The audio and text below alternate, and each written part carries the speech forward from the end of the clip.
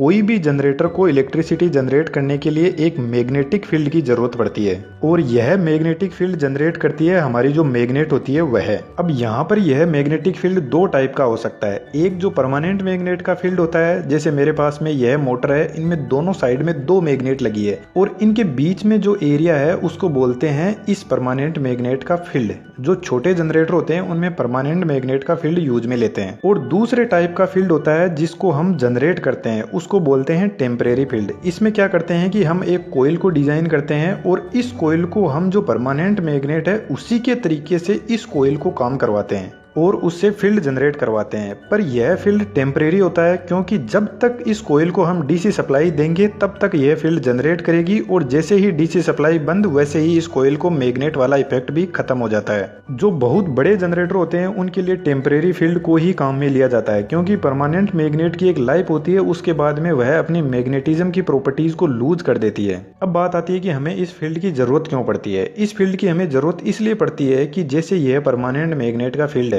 इसके अंदर यदि मैं कोई वायर को लेकर रोटेट करूंगा तो यह जो मेरा वायर है ना, यह कुछ फोर्स को एक्सपीरियंस करेगा इस मैग्नेट की वजह से, जिससे इसमें वोल्टेज और करंट जनरेट होंगे। इसको मैं थोड़ा आपको आगे एक्सप्लेन करूंगा। अभी थोड़ा इस चीज को अपन प्रैक्टिकली देख लेते हैं जिससे आपको बहुत ही क्लियर समझ में आने वाली है चीजें।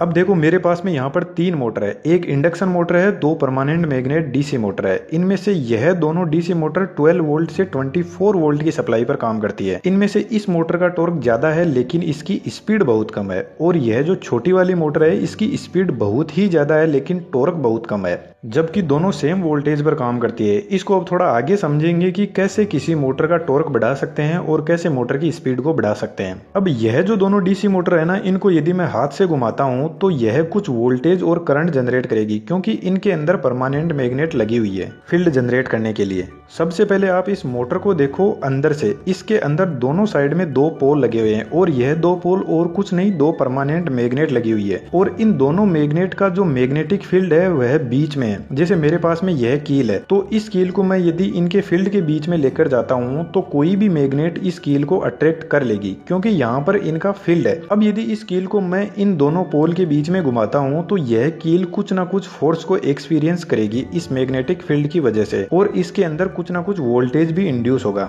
अब मैं यहाँ पर कील को तो घुमा नहीं सकता, इसलिए हमने रूटर को डिजाइन किया और उसके अंदर वाइंडिंग कर दी जिसको हम आर्मेचर वाइंडिंग बोलते हैं। तो जब इस आर्मेचर को इन दोनों मैग्नेटिक फील्ड के अंदर घुमाते हैं तो इसमें जो भी कंडक्टर लगे हुए हैं इनको कुछ ना कुछ यहाँ पर फोर्स फील होगा इन दोनों मैग्नेट की वजह से। अब जैसा इस डायग्राम में देखो, इधर नॉर्थ पोल है और इधर साउथ पोल है और बीच में यह आर्मेचर घूम रहा है।